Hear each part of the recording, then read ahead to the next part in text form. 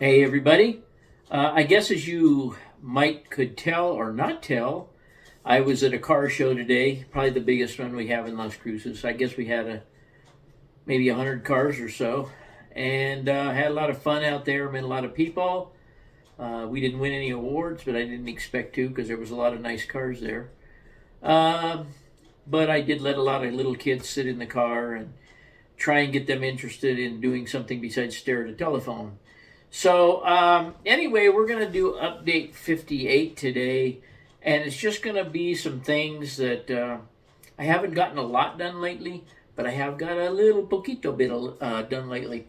So, we're going to take a look at that, and I hope you enjoy it.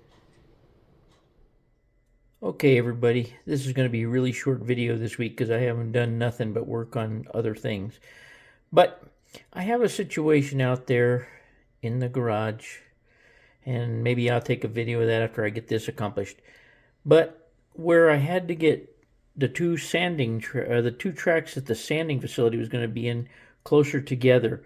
So here, this is what I've been working on. I've been rehabilitating the sanding tower I already had built, and there's two little supports that go out here on the end, and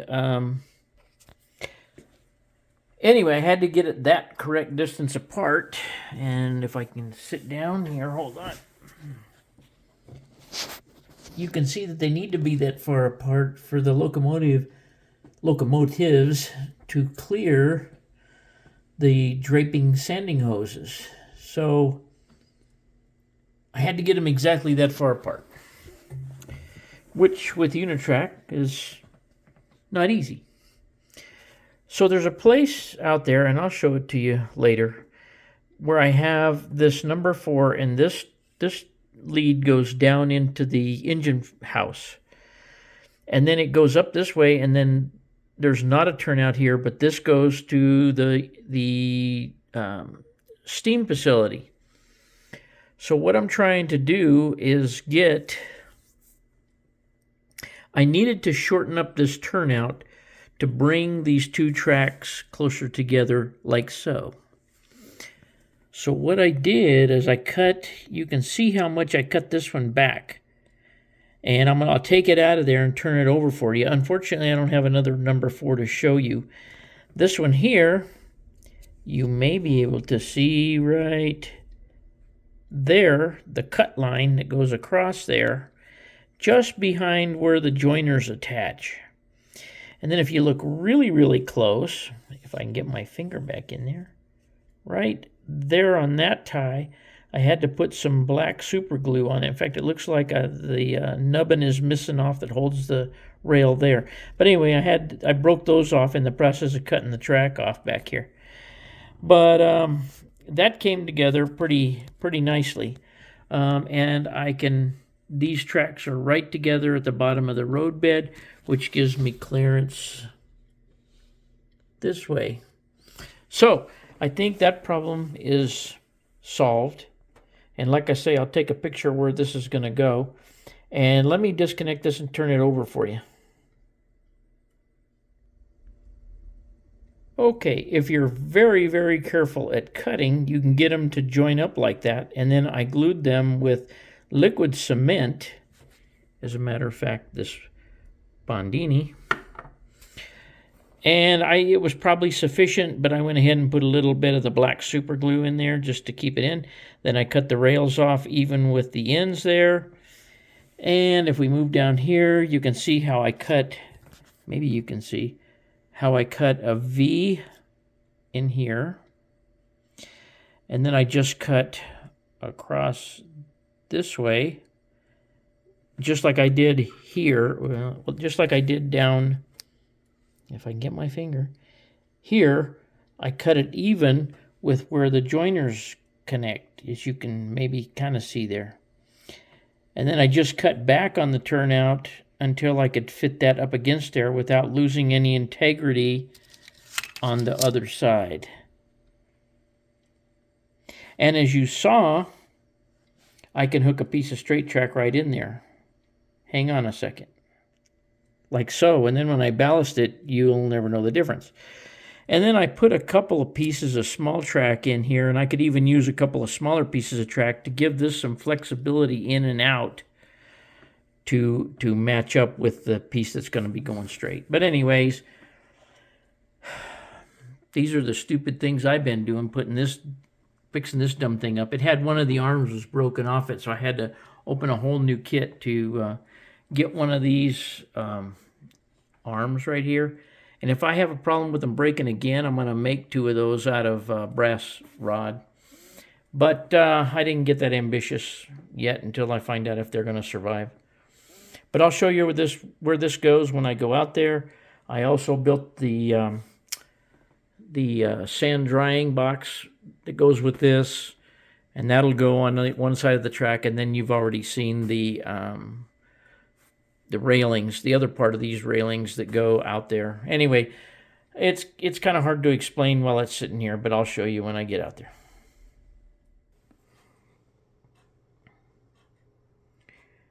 Okay, gang, so you see this 7-incher here. That's where my cut down turnout is going to be. Then the track is going to go down this way, and that'll be for the fueling and sanding. So let me show you what it looks like when I get it put in there. Okay, some of you may know or may not know that you can't get cork right now, and if you can, it's off a scalper on eBay. But anyway, so I decided to use this foam as filler along the edges of my track, and then where I need big pieces, use the sheets and cut it out as needed. So I'll kind of give you an idea of how that goes in. Okay, so this is how it will fill in, and you can see when I push it down that it's almost up to the top of the roadbed. This will have to be cut down as I go down here because it gets a little bit skinnier, but that's not a problem to do. In fact, I could probably cut it in place. I'm going to use foam tack on this and tack this foam to this foam, and then I might come back and just cut the rail with a razor blade at an angle where I actually need it. I don't know exactly how I'm going to accomplish that, but we'll figure it out. Okay, gang, so I'm thinking this is how it's going to be until I come up with another harebrained idea. But when I do, you'll be the first ones to know. But I do believe that that's going to work. And like I've said, I'm going to build a new ash pit right over back in there, or maybe over here. Over here, I might put an ash pit right in there. That would probably be a good idea. So that's it. We don't have to service or anything steam locomotives very often unless they come in here for repair. So we're still using the old coaling tower and the old water tank, at least as of right now. So that's it. I think this is going to be how it's going to lay out, and I'm not sure what I'm going to do now.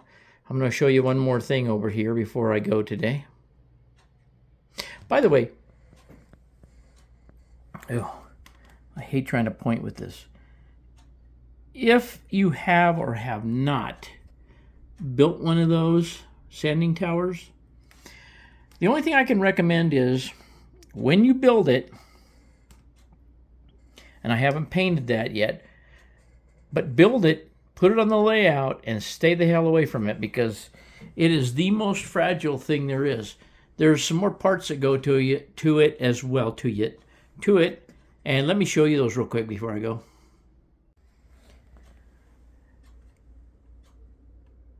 Okay, there's the other winglet things that go out there to support the tubes on the end and the hoses that hang down, and there's the drying house. And I'm not sure where the drying house is going to go. It can actually go anywhere because they just air shoot the sand underground and then up this pipe and into the top of the tank. So that can be mounted practically anywhere. So we'll give that some thought before we go that far. And now let me show you what else I got. Okay, Gavin and I were looking at this. I had these buildings for the sawmill sitting out here. And I was like a dope. I was sitting here thinking, how are they going to get the logs here and all this? And I was actually going to put a tunnel portal right here and have the trucks come from on the other side of the mountain through here and dump into a log pile here. Then a tractor would pick them up and load them on the rack there, and the rack would tilt up and put them into the sawmill. Well, then I was sitting here thinking, as I was talking to Gavin, and I thought, well, that's stupid. Why don't I just make a big log pond here that goes all the way out to the edge of the layout?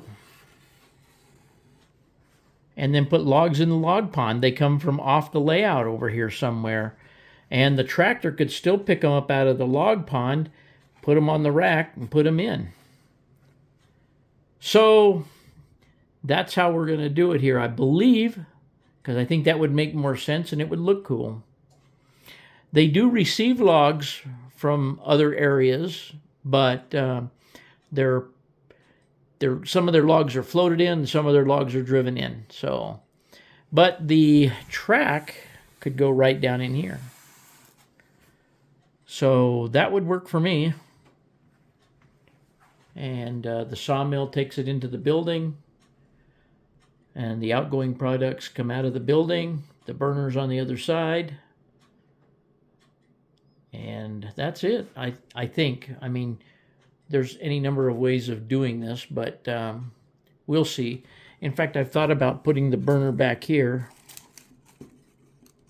somewhere, which would make sense. And then I could put the log pond on the other side of it there. That probably would make more sense. But anyway, we'll see how that pans out. But that's the sawmill. I believe that's the intended sawmill area. Well, everybody, that's all I have for you this go-around. I would also like to remind everybody to go to the vintage page, with the exception of maybe today. I might get some on today. I've been putting about 5 or 6 locomotives on there a day. You can go see if there's something that you need or want, and help me get rid of these 244 locomotives I got. So anyway, I appreciate you going to the vintage page, and as usual, thanks for watching.